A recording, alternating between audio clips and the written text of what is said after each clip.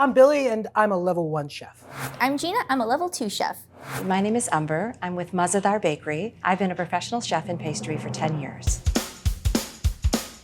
Strawberry shortcake is the perfect dessert for having friends over on a Sunday afternoon. It's like eating air. You could eat 10 slices and not feel like real gross afterwards. It reminds me of childhood. You can't eat strawberry shortcake without feeling happy.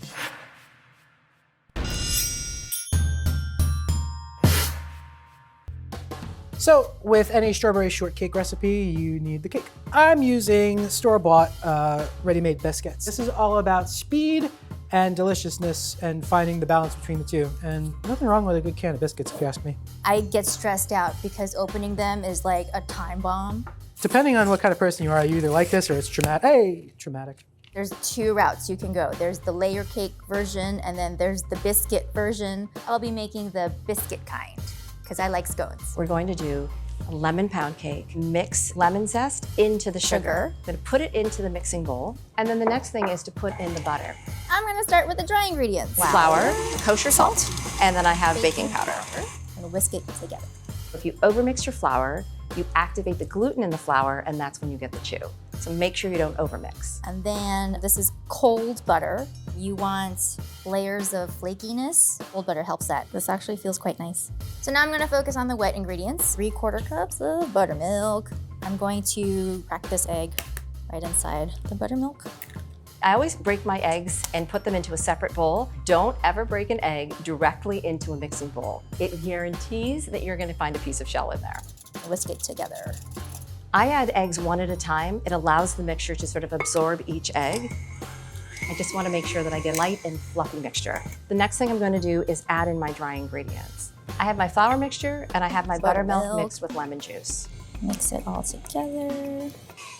I'm a big stickler about getting all of the batter off of the mixer. It doesn't leave much for anybody to lick, but we'll be okay. So we're gonna do the fun part. We're gonna dump it on the table and make a big mess. Welcome to the scone zone. Fold it together, pat it out into a round shape, and then I'm gonna take my bench scraper and press it straight down. So if you think about a snowflake, overestimated here. A couple of people are gonna get really big pieces of cake. We've got 8 biscuits here. Arrange them onto the baking sheet. This piece is for your favorite person because it's the biggest. I'm just gonna pop these into the refrigerator for 20 minutes. All right, these have been chilling, and now I'm going to brush them with some buttermilk. Give a light brushing of melted butter to each. Now you could imagine that this is going to make them toast up and look nice and golden. I'm gonna take a little bit of granulated sugar. So this is the coarse sugar.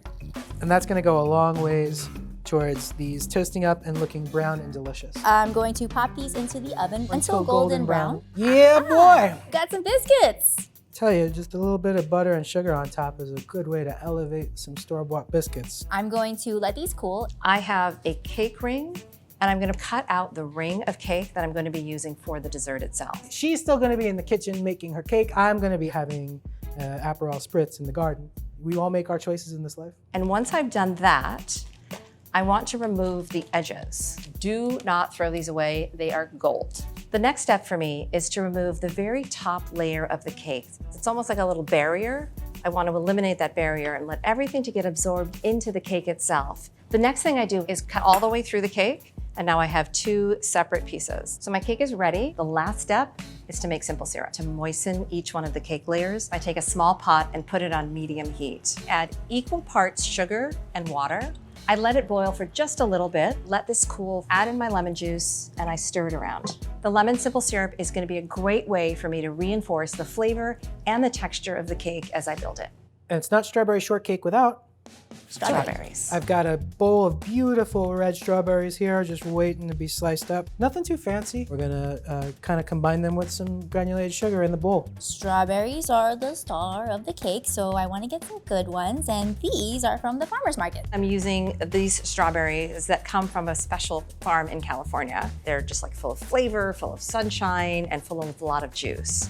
The other strawberries that I'm gonna use on the outside of the cake as more decorative, but still just as incredible in flavor are a varietal of strawberry from Japan that hasn't normally been available in the United States, all about the same size. They're going to be displayed. So if I have a lot of different strawberries or different sizes, it looks a little bit less uniform. Nothing complicated. I take the top off like that. I go as close to the inside of the stem and I just make a small little circular motion, and it's preserved as much of the strawberry as I possibly can. Oh, 1 slice, 2 slices, and then we get 4 total out of it. It's starting to look like a murder scene, but that's okay. It's a very tasty murder scene. I'm just making little cubes of the strawberries. Straub is prepared. Gonna transfer all the berries into the bowl. Sweeten them up a little bit more. Not that strawberries aren't already sweet, but a little bit of granulated sugar. That little bit of molasses gives you almost an earthy flavor. It's slightly caramel, slightly maple. It adds complexity. It doesn't need to be super sweet. You're basically using the brown sugar to draw the natural juices and sweetness of the strawberries out. Lemon is gonna add some brightness and some tang. Cornstarch is going to thicken the mixture. I'm gonna toss the strawberries a little bit with a spoon. Strawberries have been chopped and dressed with the cornstarch and lemon mixture, and now it's gonna be ready for the stovetop. I'm gonna move into the pretty strawberries. Not that beauty is everything, but you know, it kind of is here. I'm gonna cut them in half, and I'm gonna keep them all sort of put together so they don't dry out. I'm going to put these into the saucepan, drizzle some honey. Oh, so cool. The color got even brighter. That looks really pretty. Also looks like guts, you know, I don't know. I think we're about done. I'm gonna let this chill, and we're gonna use that to put in our cake. Now, whipped topping. Didn't get too ambitious, kept it straightforward. If you'll bear with me, we're going to try to do it right now. A 1 and a 2 and a 3. There we go. And my whipped topping is ready.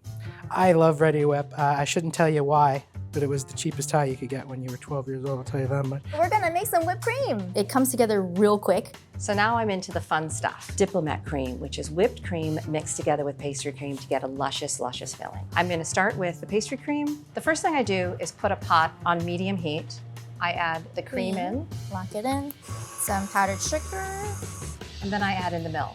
While the milk and cream are heating up, I'm gonna mix together my egg yolks, sugar, tiny bit of salt. Whenever you make pastry or anything sweet, add a little bit of salt. You'll find that balance much better. Then I add in cornstarch. It's because you want the pastry cream to be a little bit thick. I whisk all of these ingredients together until I have kind of a yellow paste. This is a process called tempering. By slowly adding hot liquid to my eggs, I'm avoiding making scrambled eggs, and I'm getting everything to the same temperature. Now, I'm gonna add all of the egg mixture back into the rest of the milk. And now I'm gonna heat this liquid. I whisk a bit, I stop, I check, I go back into whisking. You want this to feel like pudding. As soon as this is ready to come off the heat, I put it into another container. I'm gonna add in some vanilla. I love to use vanilla bean paste. You get the actual little pieces of vanilla, so you get the caviar, all of the bean on the inside. We're gonna add like a little dollop of sour cream. I take half my butter, room temperature. If you don't put butter in, it's probably not considered pastry cream. Once I've gotten that melted in, I'll add the balance of the butter. So I have my pastry cream, and it looks so divine. Put this on an ice bath for about 25 minutes or so. Put this in the refrigerator. I leave it overnight so it's completely cooled. Gives it the ideal temperature to mix it with the crème chantilly, which is French for chantilly cream. The first step is to put water into a small bowl, and then I sprinkle a little gelatin on top. I mix this up, and then I'm gonna microwave it to dissolve the gelatin in the water.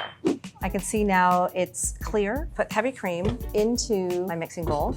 I'm gonna mix it up just a little bit. Now I'm gonna put the gelatin in. I am looking for smooth and eventually stiff peak. And what that means is when I lift the bowl up, there should be some of the cream left here, and it should look like a more defined peak than it does now. See how fast it is? Like, yeah, so fast.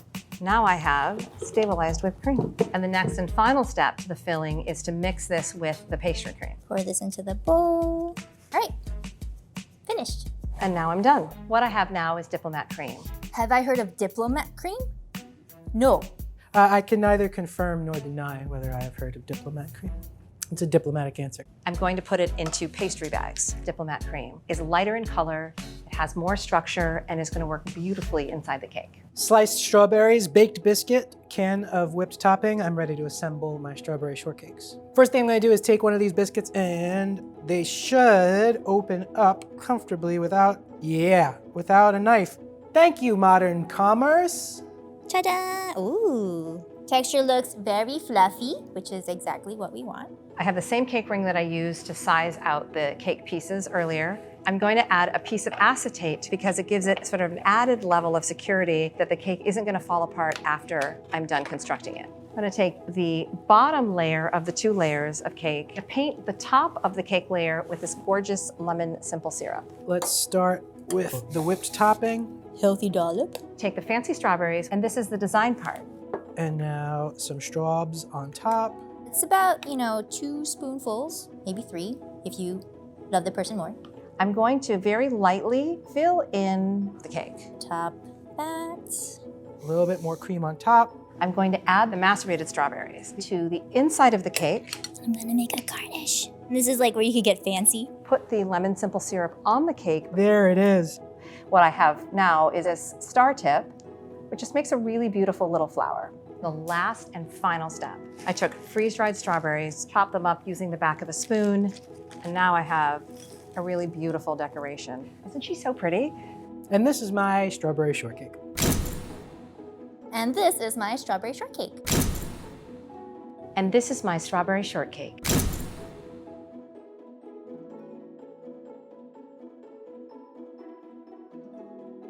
You're not gonna win a beauty pageant? Might win a tummy pageant. It looks yummy and like all the things are melting. Oh my gosh. I would call it a fraisier américain, an American strawberry cake. This kind of dessert is the reason why we eat our regular food so quickly, so we can get to dessert as fast as possible. It is time to taste. I bet you it's gonna be a delight. I'm gonna try to get a little bit of everything in one bite. That's delicious. Oh my gosh. You're in and out of the kitchen in the time it takes for the biscuits to bake, 10-15 minutes total. And you got something delicious to serve to your friends and family. There's that ultimate Asian dessert compliment where people say it's not too sweet. So it's not too sweet. It's really yummy.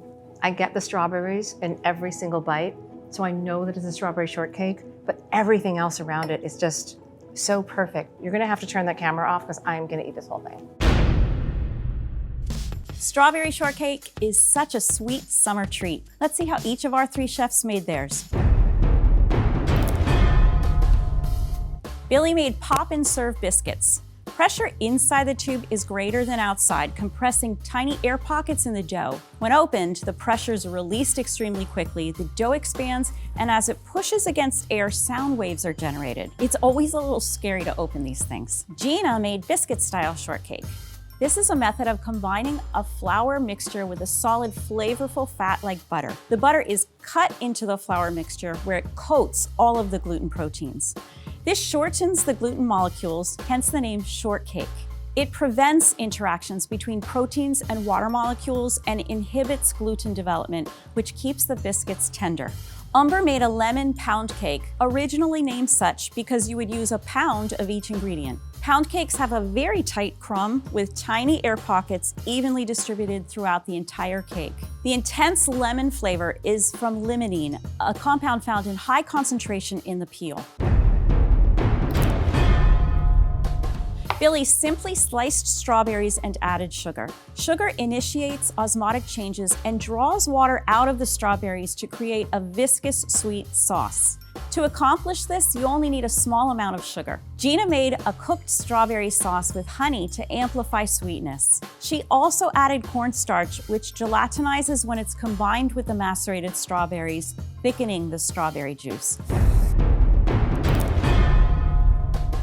Billy used a can of Ready Whip. The can is pressurized using nitrous oxide as a spray propellant. When you press on the nozzle, pressure is released, the nitrous oxide expands and quickly infuses into the cream as it's released, resulting in a sweet, fluffy whipped cream. Gina whipped heavy cream, which is upwards of 35% milk fat. It foams well due to the proteins that form around tiny pockets of air as it's whipped. preventing the air from combining with the water molecules present, which would deflate the whole mass. The cold fat stabilizes the proteins, which is why that high fat percentage is necessary for stable whipped cream. No, America, look. Look what science has done for you. Umber's Diplomat cream is an intricate mix of pastry and chantilly creams. Chantilly cream is sweetened whipped cream, which Umber stabilized by adding gelatin or hydrolyzed collagen. It's the result of a reaction with water that breaks peptide bonds and increases the number of free amino acids. I mean, are you really gonna go home and make your own creme diplomat? No, you're gonna buy a can of whipped cream, just like I did, and there is no shame in that game. Next time you have strawberries and you're craving a sweet, summery treat, we hope you'll take some of these tips from our 3 creative chefs.